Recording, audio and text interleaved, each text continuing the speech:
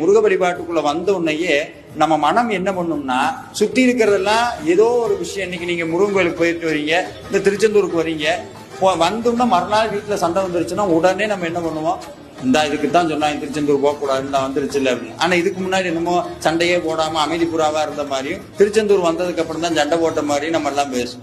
இதுதான் என்னன்னா, நம்ம நீங்க நல்லா யோசிச்சு பாருங்க.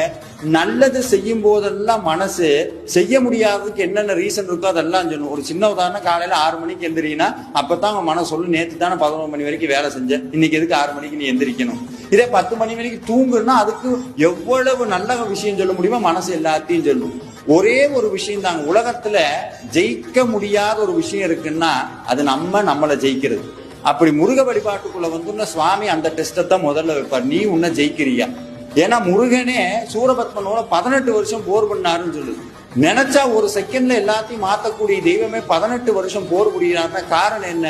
போராடித்தான் வாழ்க்கையில ஜெயிக்கணும். ஒண்ணு. ரெண்டாவது, முருகன் நினைச்சா